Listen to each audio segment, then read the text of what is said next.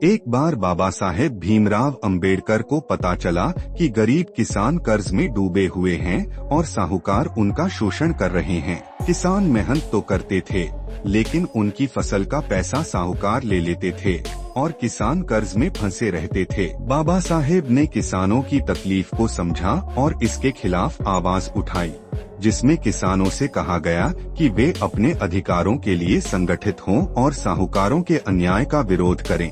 उन्होंने सरकार पर दबाव डाला कि वह कर्ज माफी का कानून बनाए ताकि किसान अपने खेत बचा सकें और सम्मान के साथ जी सकें।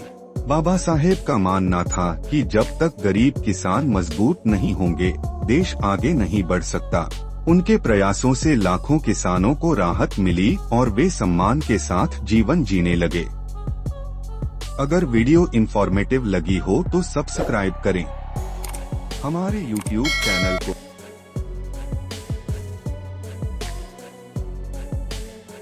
एक बार डॉक्टर भीमराव अंबेडकर एक छोटे से गांव में भाषण देने के लिए गए।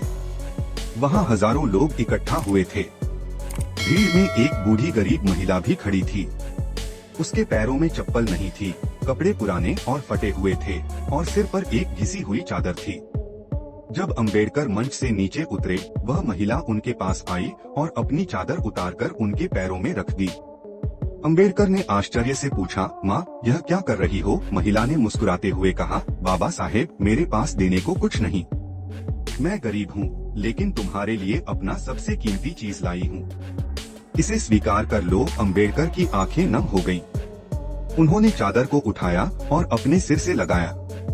फिर बोले, माँ, मैंने जीवन में कई पुरस्कार और सम्मान पाए हैं, लेकिन तुम्हारे इस प्रेम और त्याग से बड़ा कोई सम्मान नहीं है। उस दिन अंबेडकर ने समझा कि सच्चा प्रेम धन से नहीं, दिल से मिलता है।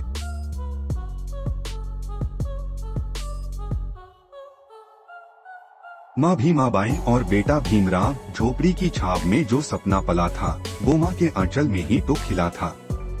ना था धन, ना सुविधाओं की रेल, मगर माँ की ममता बनी ढाल और ढेर। भीमराव जब किताबों से बात करता, माँ हर रात दीपक सी जलती रहती। भूखी रहकर भी बेटे को खिलाया, अपने आंसुओं से हौसला सजाया। बेटा तू पढ़, तू आगे बढ़, माँ की ये आवाज बनी जीवन का पड़ा। संघर्षों की आंधी में भी जो अडिग रहा, वो माँ की दुआओं का ही असर रहा। भीमराव जब संविधान गढ़ रहा था, माँ की छवि हर शब्द में बस रही थी।